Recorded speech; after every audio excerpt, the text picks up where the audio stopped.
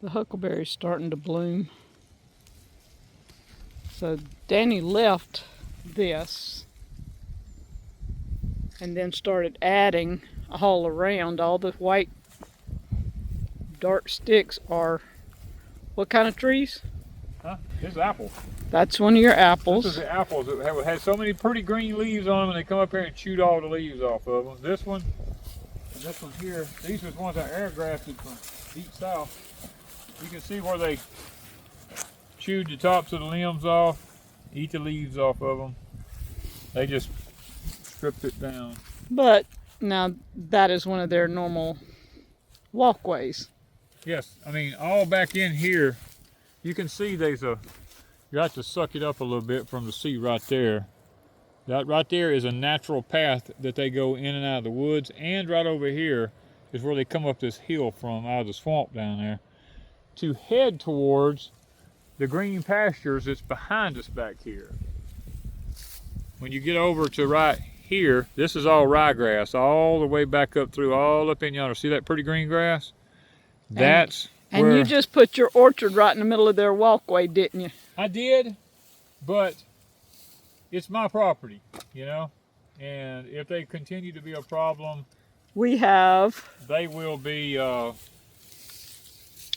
become hamburger meat, I guess, you know. now we're fixing to put these on all the corners and up and down the sides. Yeah, we bought a whole bunch of the electric fence posts and a new solar fence charger, because this is right out in a, you know, we got a lot of sun right here, so we're going to set the solar charger out here.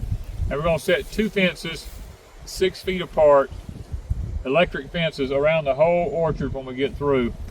And hopefully, And a dog barking and we're gun gonna shooting. We're going to order some more of the dog barking monitors, because so far those things are keeping them out of the everywhere else around here. I've been privileged to watch the deer sneak up on them, and them things go off and go to barking, and watch those deer bolt and run like crazy. And so far they haven't got used to them, because that's just the most horrible sound of barking dogs and guns and shooting and everything. I mean, it'll scare the devil out of you, and you know they're there. So now when I was pushing all this out here was just thick as it could be. It was just like you see in woods down in yonder before I pushed it.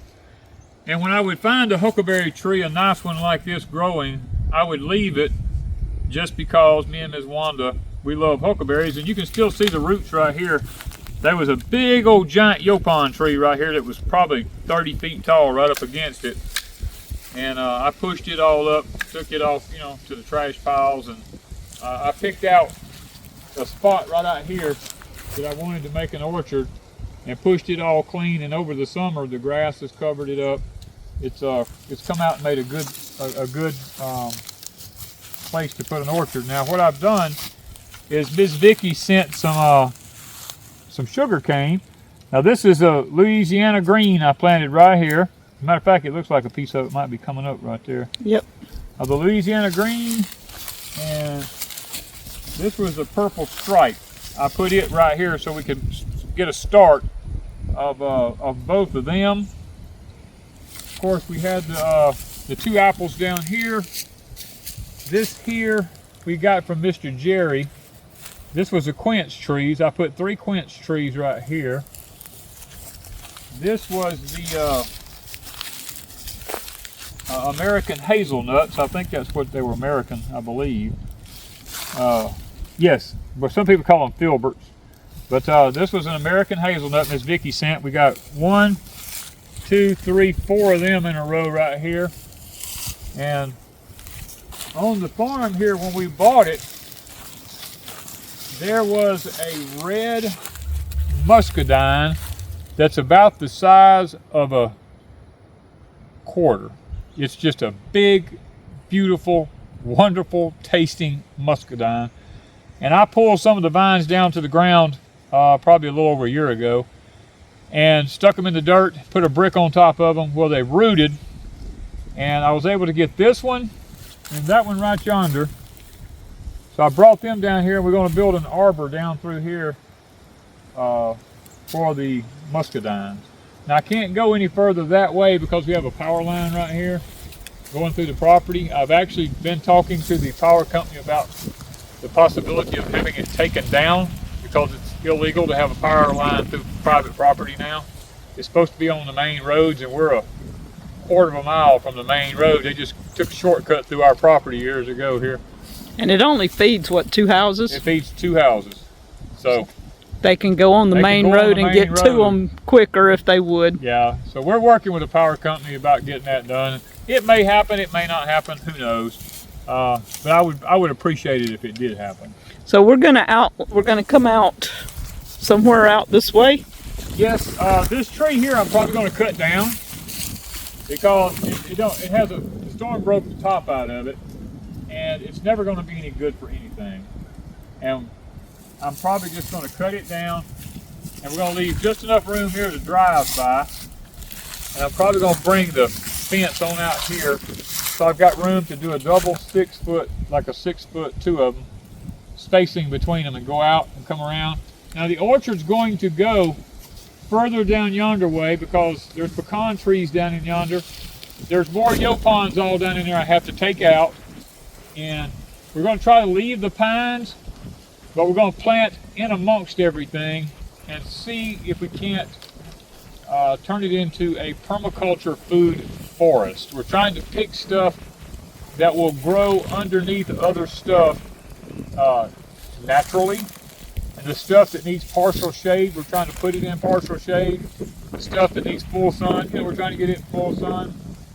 And yeah, we just want to create a food forest. That's our goal. And we do have the tank that fits on the back of the Ranger. Yes.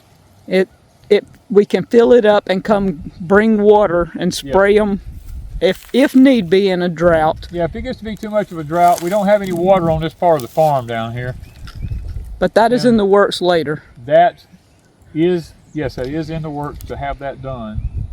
But, you know, you can only do what you can financially afford to do at any given time. You can't go beyond your budget, you know, because that's just not good financial wisdom. And we're worried right now about getting our trees in because we want them in first. That's something that over the past 2 years we've been gradually adding trees. Well, when you buy a homestead, this is a new homestead for us. When you purchase a new homestead, one of the first things you want to do is go ahead and plant your trees, because it takes 3 to 5 years for them to begin to bear any kind of fruit. And while you're doing your other infrastructure, they can be getting ready to produce food. By the time you're through your infrastructure, they're up Cadillac and ready to go. So don't wait and plant them last, plant them first.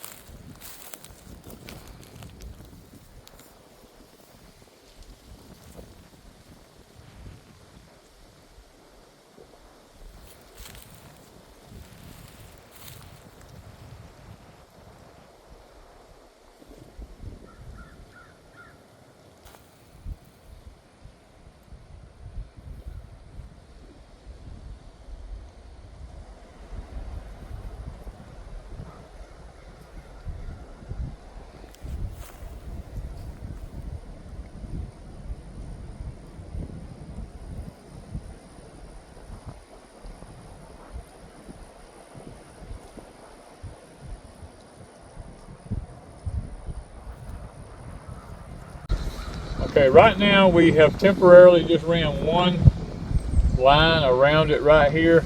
We don't seem to be, since they ate the green leaves off the apple tree, we haven't seen them, they haven't seemed to come back and mess with anything. And plus we're not through enlarging the fruit orchard. So I would hate to go and put everything up permanent in a small way and go ahead and cut all my ribbon and stuff like that. So we're just gonna put one line up right now, and that way I can pull everything up and I can enlarge it if I need to, just to keep from having to cut that tape and mess up everything we have here. I'm not going to put the solar fence charger on it right now. I've got it charging at the moment. And then we'll do the second fence as we get... Yeah, as we enlarge the orchard, we'll go ahead and move this. See, this fence here will have to move out some to add the trees further down the hill here, and then we're going to go further back that way. We can't go that way because there's a power line, but we can keep going south and west with the trees, and we'll pull up what we need to pull up and rearrange it as we need to rearrange it. That way we're not ruining anything, you know. It's because this is just temporary right now. Once we get the orchard completely in, we will put up a permanent fencing system so that we can keep the deer out during the summer months. Another thing I wanted to mention is I have been purchasing some of Mr. Mickey's Electroculture for fruit orchards. What I have right now, I will start with the peach orchard and start putting it in it as soon as this cold weather gets over with and the trees actually start to put on the blooms and the blossoms and everything starts to grow. I'm going to be installing Mr. Mickey's fruit orchard Electroculture rods and showing you how that's done. I'll probably be purchasing some more to be putting out here in this particular orchard to kind of give it the boost also with the Electroculture because I am a firm believer in it, and I'll tell you why. That power line right there runs through my pecan orchard up yonder. Every seedling pecan tree that is next to that power line, that's within 15 to 20 feet of that power line, every pecan tree has big old giant pecans on it, and the trees are only this big around, and they're not but maybe 15, 20 feet tall, and they have pecans all over them. And the ones beyond that, out into the pasture there, that's big old giant trees, some of them don't even have any pecans on them. Some of them, if they do, they got little pecans on them, but not one tree going down that power line has small pecans. Every one of them has giant pecans, and they're bearing them at a young age.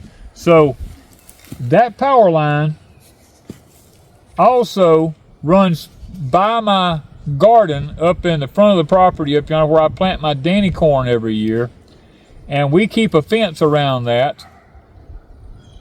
I can't prove anything, but I can tell you this: everything I plant in that field bears unbelievably.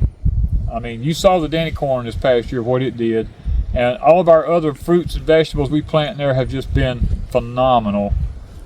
We might want to leave that power line running well, through there. I'm saying we may not want them to take it down because it is actually, there's something about the current around that thing that's doing something to the trees. Now there is further down in the property down here, there is a pecan tree down there that I cleaned out around. It's about this big around, maybe 20 feet tall. I'm going to be looking this year to see if it has pecans on it, and if it does, it's down there by itself. There's no pecan trees around it. It's off by itself. If it has pecans on it, and they're big pecans, then I will know that that power line going through this property is doing something to the trees. And also, this fruit orchard is going to be running down beside this power line also. I'm going to be paying attention to whatever's closest to that power line in this fruit orchard to see how it does. So stay with us, guys, and see if the power line has anything to do with the production of anything, or if it's just some freak coincidence, which I don't believe in coincidence, because in the Hebrew language there's actually no such word as coincidence. I don't believe in luck. I don't believe in coincidence. I believe in divine appointment, and I believe that things just work because that's the way God intended for them to work. So stay with us, and let's see if the power line makes a difference. Thank you guys from Pecan Grove.